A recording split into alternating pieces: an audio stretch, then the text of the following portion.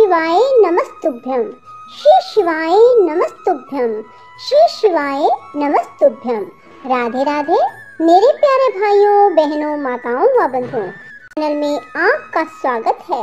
बंधुओं, आज मैं आपको सुना रही हूँ फागुन मास में सुने जाने वाले शिव महापुराण की कथा। बंधुओं, जो मनुष्य भी फागुन मास में भगवान शिव की पूजा आराधना करते हैं, शिव स्तोत्र सुनते हैं, शिव महापुराण की कथा को सुनते हैं, श्री शिवाय नमस्तुभ्यं मंत्र का जाप करते हैं, भगवान शिव प्रसन्न होकर उनकी हर मनोकामना पूरी करते हैं। बंधुओं, पूर्ण विश्वास को मन में धार कर ही शिव महापुराण की कथा को सुने, ताकि भगवान शिव शीघ्र प्रसन्न हो और आपकी मनोकामना पूरी करें। बंधुओं, यदि आपने YouTube चैनल संस्कार की बातें अब तक सब्सक्राइब नहीं किया तो जरूर करें और बेल आइकन दबाना ना भूलें, ताकि आपको हमारी आने वाली सभी वीडियोस की जानकारी सबसे पहले हो सके। बोलो शिव शंकर भोलेनाथ की जय हो। ब्रह्मा जी कहते हैं, नारद, जब देव ऋषिगण बड़े उत्साह और हर्ष के साथ दक्ष के यज्ञ में जा रहे थे, उसी समय दक्ष कन्या देवी सती गंधमादन पर्वत पर चंदोवे से युक्त धारागृह में सखियों से घिरी हुई भांति भांति की उत्तम क्रीड़ाएं कर रही थी। प्रसन्नता पूर्वक क्रीड़ा में लगी हुई देवी सती ने उस समय रोहिणी के साथ दक्ष यज्ञ में जाते हुए चंद्रमा को देखा। देखकर वे अपनी हितकारिणी प्राण प्यारी श्रेष्ठ सखी विद्या से बोली, मेरी सखियों में श्रेष्ठ प्राण प्रिय विजय, जल्दी जाकर पूछ तो आ, ये चंद्रदेव रोहिणी के साथ कहाँ जा रहे हैं।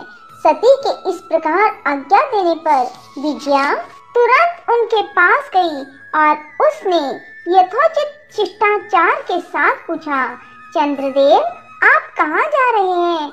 विद्या का यह प्रश्न सुनकर चंद्रदेव ने अपनी यात्रा का उद्देश्य आदर पूर्वक बताया। दक्ष के यहाँ होने वाले यज्ञ उत्सव आदि का सारा वृतांत कहा। वह सब सुनकर विद्या बड़ी उतावली के साथ देवी के पास आई और चंद्रमा ने जो कुछ कहा था वह सब उसने कह सुनाया। उसे सुनकर कालिका सती देवी को बड़ा विस्मय हुआ। अपने यहाँ सूचना न मिलने का क्या कारण है, यह बहुत सोचने विचारने पर भी उसकी समझ में नहीं आया।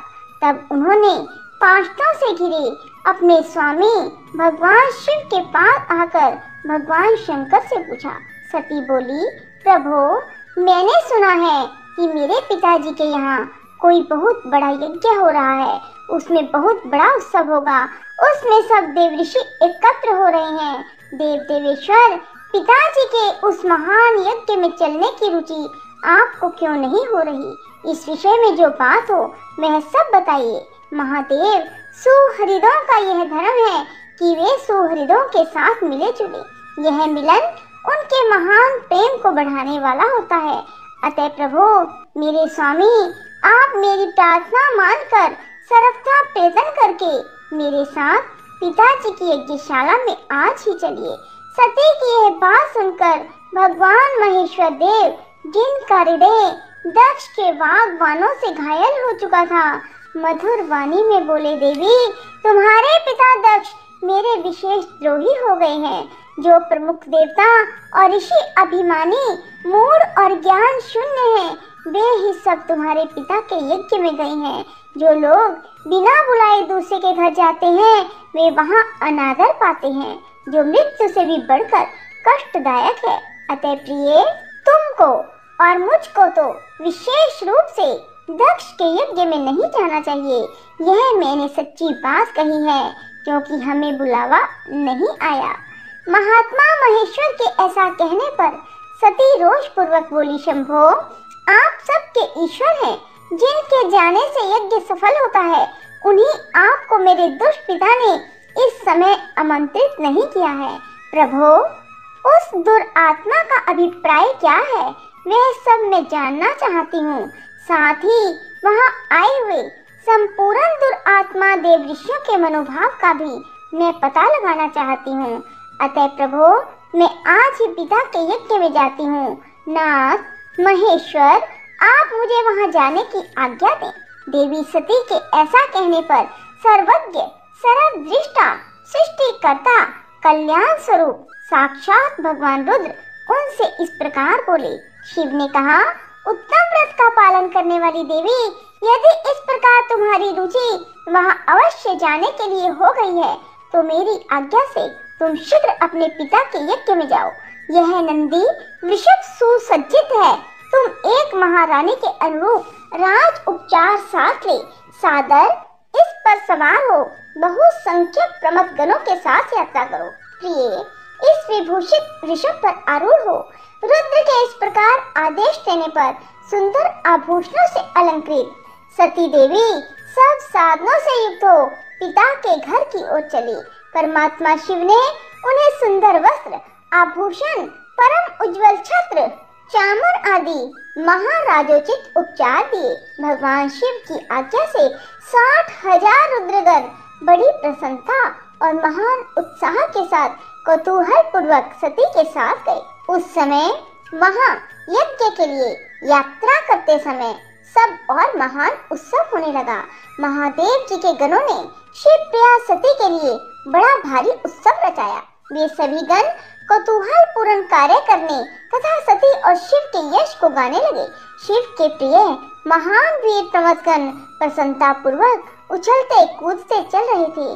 जगदम्बा के यात्रा काल में सब प्रकार से बड़ी भारी शोभा हो रही थी। उस समय जो सुखद जय जयकार आदि का शब्द गूंज उठा, आदि का शब्द प्रकट हुआ, उससे तीनों लोग गूंज उठे। ब्रह्मा जी कहते हैं, नारद, दक्ष कन्या सती उस स्थान पर गई जहाँ वे महान प्रकाश से युक्त यज्ञ हो रहा था।